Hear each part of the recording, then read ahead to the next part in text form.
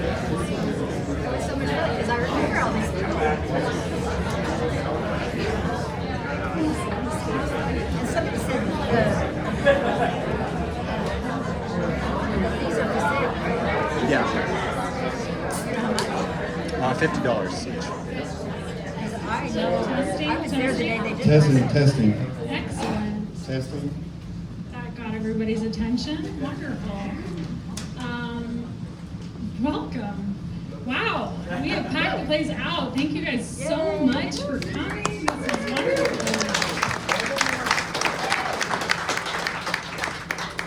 It is so nice to see so many familiar and new faces. For those of you who don't know me, my name is Emma Balder. I am the lead artist of this project and the exhibition, Heard to be Seen, Seen to be Heard, which is a collaboration between myself and St. Francis Apartments residents who are formerly unhoused. I first proposed this project in 2023 and received a $25,000 Arts and Society grant administered through Redline Contemporary Art Center here in Denver, which I am immensely grateful for. The grant partially funded the project and also allowed me to pay the residents for their contribution to this project as collaborating artists. Yeah. So for the collaboration, we had 18 residents gather in September 2024 over 3 2-hour sessions and a little meet and greet. And the sessions consisted of dialogue and regenerative art making based on my own personal studio practice.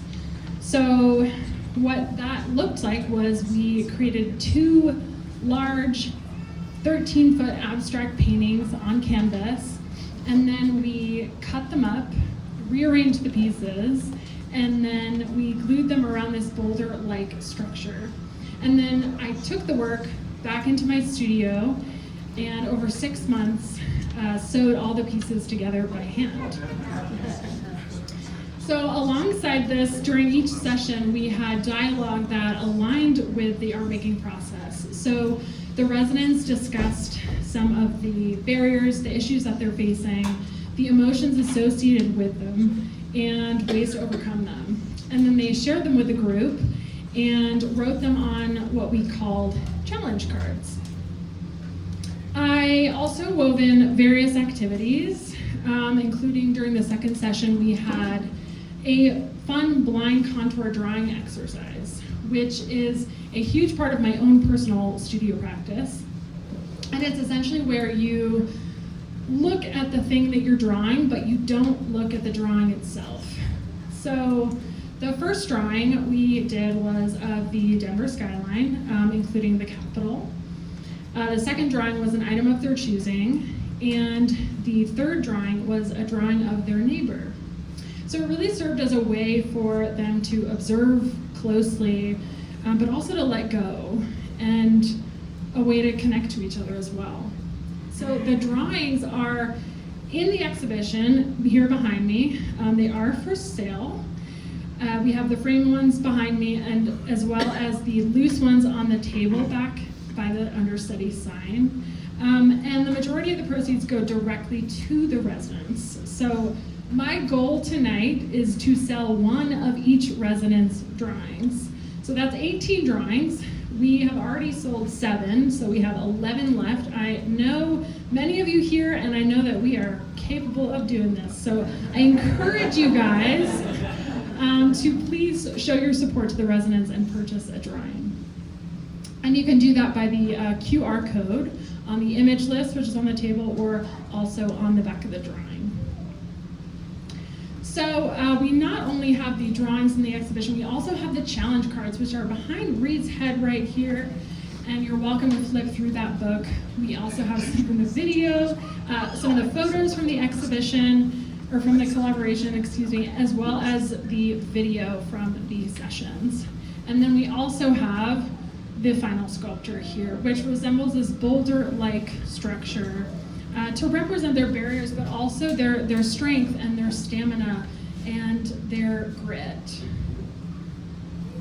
So the intention of this project was really to address the barriers, the physical, financial, emotional, and mental barriers that people face transitioning out of homelessness, and really to bridge the gap between these often stigmatized, vulnerable communities and society, and really ensure their voices are heard and they're seen for the wonderful, incredible people that they are. So on that note, I am going to turn it over to Nancy Burke, who is the CEO of St. Francis Center, which is the overarching organization of St. Francis Apartments. And she is going to share with us a bit more about St. Francis Center's housing efforts, including St. Francis Apartments, and the impact of art on these communities. So Nancy Burke.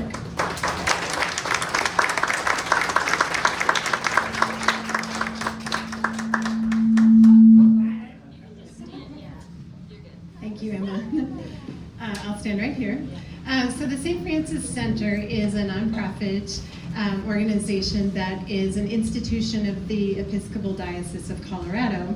And in fact, St. Francis Apartments, Cathedral Square, is a unique partnership that we have with the Diocese of Colorado, including our partners from the Cathedral, who I see here, who provided the land for apartments to be developed.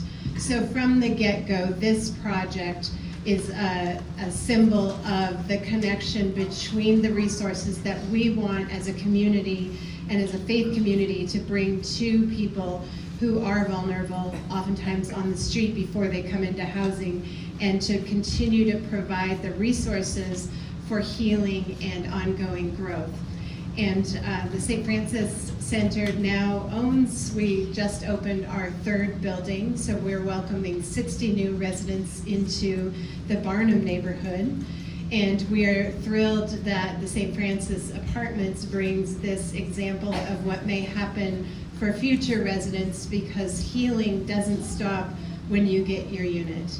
Healing continues as you remain housed, as you connect with community. And one of the reasons I loved the theme of this art and the work that you did was everyone did things together, and then it became reconstructed into something else. And I believe that's what we do as a community for people who need support in housing. We are part of that fabric that helps put things together, and then we rework it and we continue to support people as long as they need it. And the best part tonight is then we learn from them, and we get to be the students for their work and for their art. So thank you for this opportunity, residents, and thank you, Emma.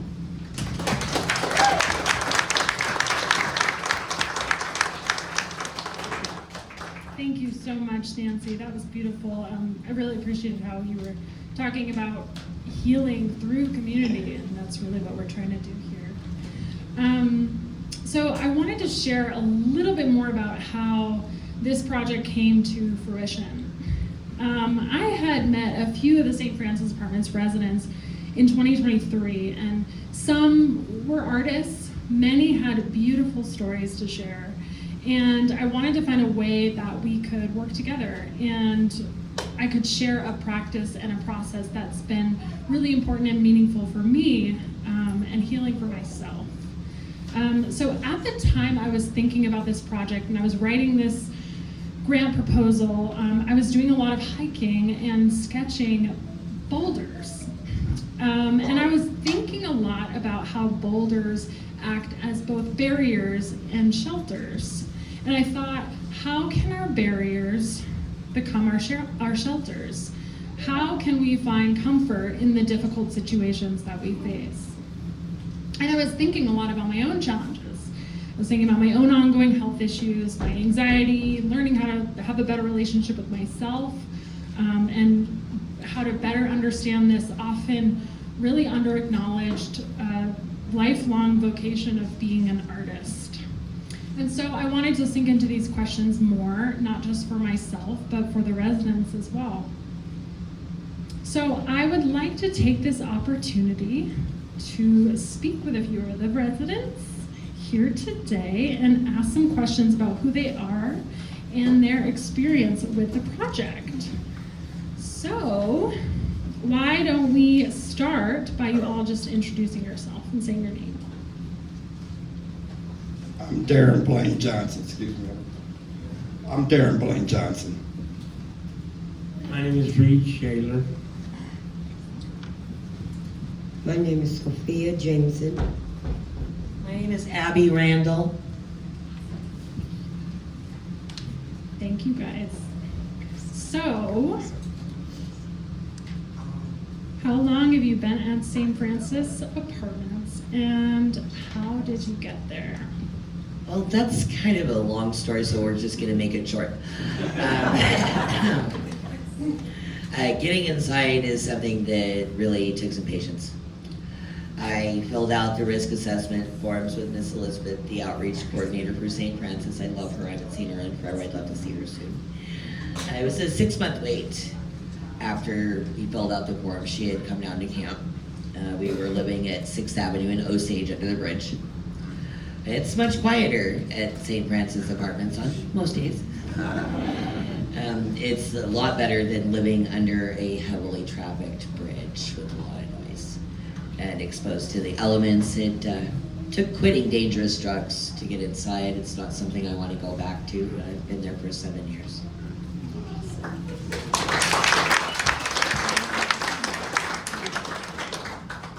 I'm Sophia again. I was homeless for 4 years. I went through the good, the bad, and the ugly. When I was homeless, I lost custody of both of my daughters. While I was homeless, I had 3 grandbabies born. I ended up losing my toes to frostbite during this time. I went through rehabilitation to learn how to get my balance back while still living on the streets. I was at my worst, so I ran into a friend who introduced me to the path. It's a day program in Aurora where I filled out a unhoused housing website. Next thing I know, I was housed at St. Francis, and I've been there all going on 6 years now. Thanks to my 2 caseworkers, Ashley and Sarah, they have been with me through helping me with stability, with different changes, and they have become my family.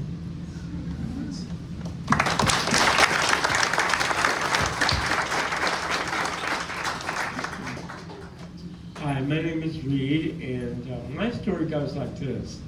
I've been homeless 8 times in my life through a period of, I'm 65 now, so it's been a minute. I still am stable after many, many years of street life. The reason I was out there was because of mental and physical abuse by people I made poor lifestyle choices with. People who I loved in all my entire life because no mom and no dad. When I was 9, both my parents died and I was left on my own. I had to grow up quickly and become a man, so it's kind of hard, folks. I was a typical teenager and no one told me right from wrong. So, you know how much fun I had. And I had the money and I was working and did everything I had to do. So that's how it all got started. Homeless at 9 years old. And it's been a journey that I have began. I've been at St. Francis Apartments for a total of 7 years. I was some of the first residents that moved in that January, and I've been there ever since. St. Francis Apartments is a blessing from the people who love and care for all humans in this world. My goal is to become a new artist and be authentically myself.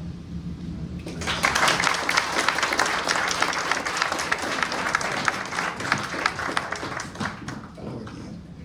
Darren Johnson again. I've resided in Colorado since 1987 by way of Topeka, Kansas. I was a freshman at Kansas University playing basketball.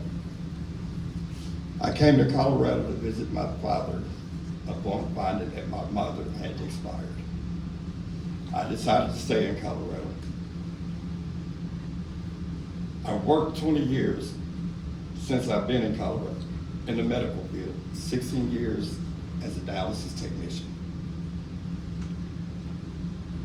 through substance abuse and complacency, I lost everything. I ended up homeless for 3 years. During that time, I befriended Victoria Shell at the St. Francis Day Shelter. One day I called to let her know I was on my way to meet her there. She said, "Do not come there. Go to 1450 North Washington Street," also known as St. Francis. Little did I know that would be the last day of me being homeless. 6 months later, I got my Bob, and we have been there 7 years now. Myself, I'm working toward hopefully becoming self-reliant again through my own job or short. I would like to turn this experience into some type of work advocacy work in some capacity. Not just for the homeless, and like somebody said earlier, once you get housed, it's not over. That it's still tricky. So some way I would like to help out in that capacity.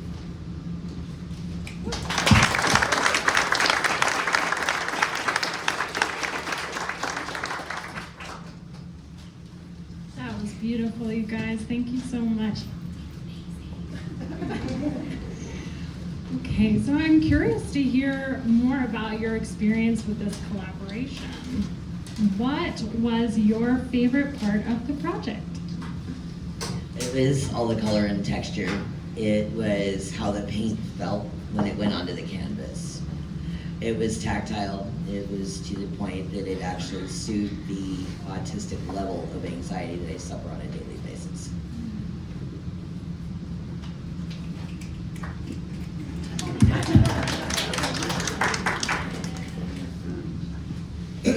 My favorite part of the drawing was when Emma said to look at something and draw it without looking at the drawing. It brought my mind into a different place. I've taken that activity into other areas to create peace for me, and I can go and let go of all the madness in this world for a while, at least a while.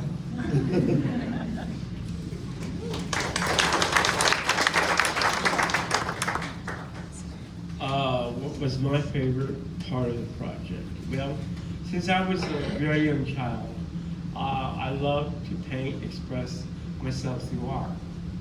My favorite part of the project is being able to express my feelings. Well, you can look at this. This abstract art is beautiful. It makes me feel alive and free from the world, as she was saying, total chaos.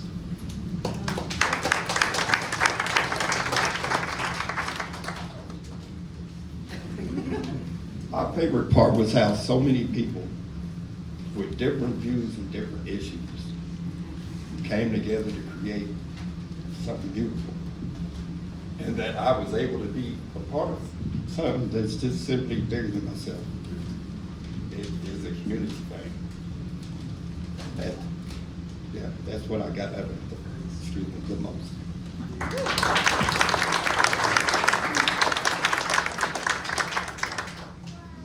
Wonderful. So we're on to our last question here. Is there anything that you learned from the project that you would like to share? That's actually a very interesting question. I learned that my neighbor wasn't someone to be afraid of. I learned how to try, and I'm going to say try very loosely because this is very hard, to divorce myself from an antisocial thought pattern. It's really kind of my norm. It was outside of my comfort zone.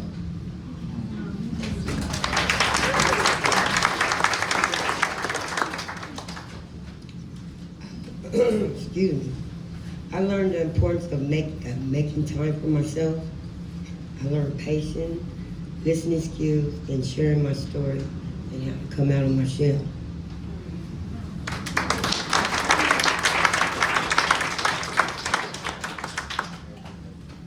Well, I've learned how to express my faults and trust others in a loving environment.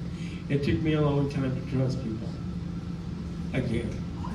I learned about people, and I'm not alone in the world of art, which I thought sometimes I was.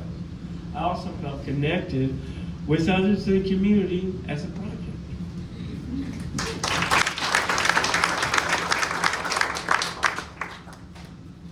Pride is what I got out of this.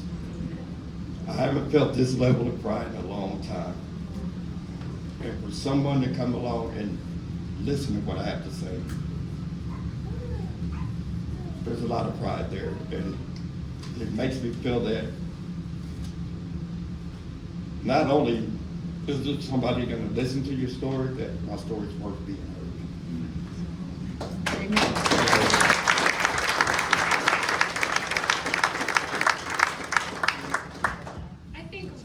How about another round of applause?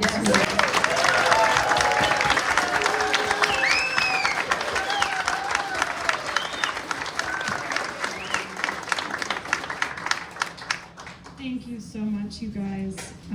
I think I can speak for everyone here and say that we are all so moved by your stories and your sharing and your vulnerability and the extraordinary courage and leadership. I know, I'm sorry. I'm starting to cry now. I'm gonna make you cry. And you know, the leadership that it took for you guys all to come up here and share your story. So thank you so much.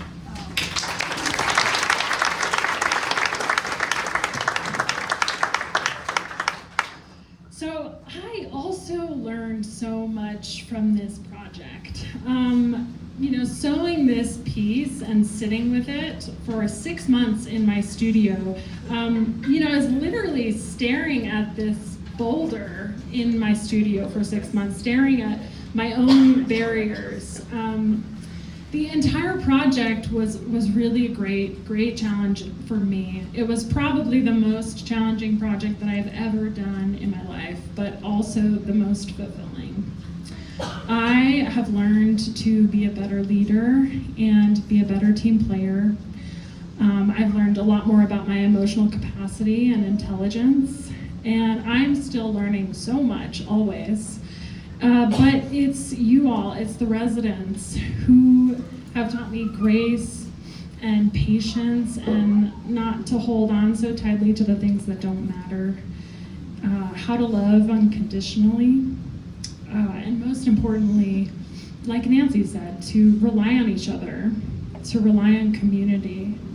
And I think that might be the answer to this question. How do we find shelter in our barriers?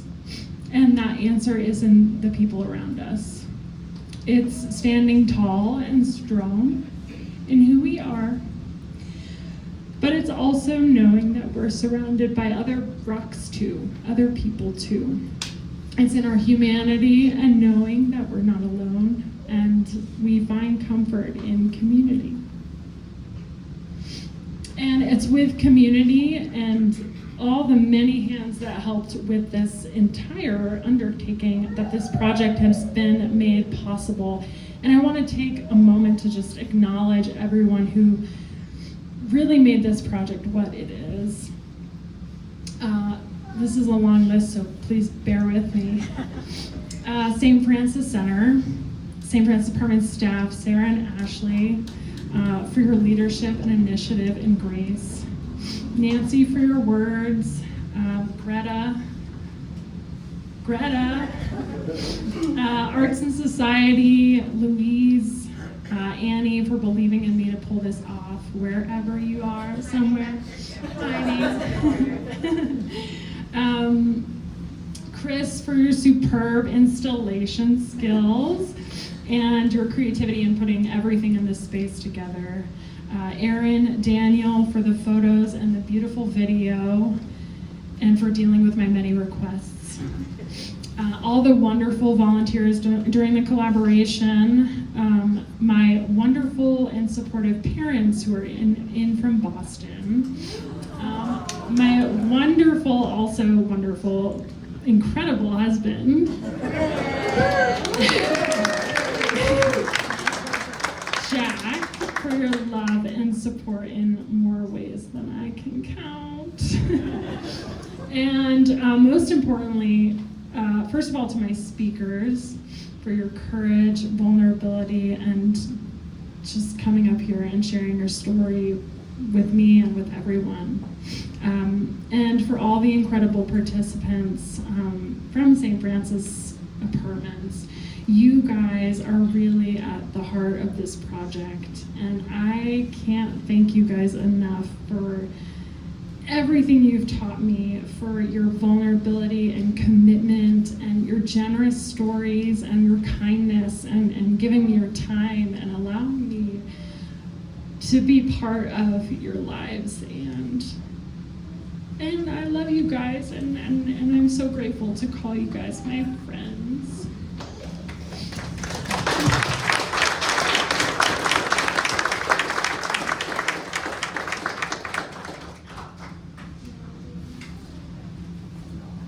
Okay, so to be respectful of everyone's time and energy, we won't be taking any questions, but you are welcome to speak with the residents individually if you'd like afterwards, and I'm happy to answer any questions you guys have as well. If you would like to learn more about any of my future projects related to this or not, you are welcome to sign up for my newsletter, which is on the, see where Jack's pointing right back there underneath the understudy sign. Excellent, thank you. Please don't forget to purchase a drawing to support the residents. Thank you all again for being here, and good night. There we go. We want to share that with everybody. We have a surprise for Emma. It's a thank you for all that she has contributed and done.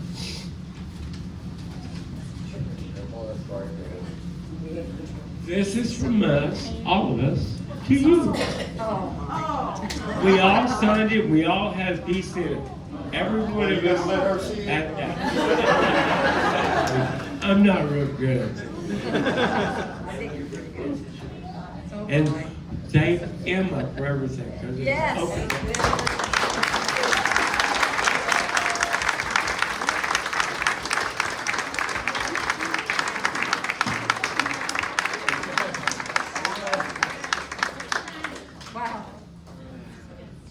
Hi everybody, my name is Annie Geimer. I meant to speak at the beginning, but you got me last.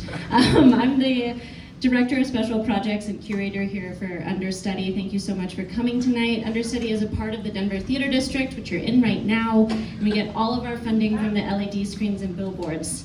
Excuse me, sorry Foster. So, please check out our programs. We rotate the art here every 6 weeks or so. We're so happy to have you tonight. Please eat and drink and come to all of our other shows. Sorry.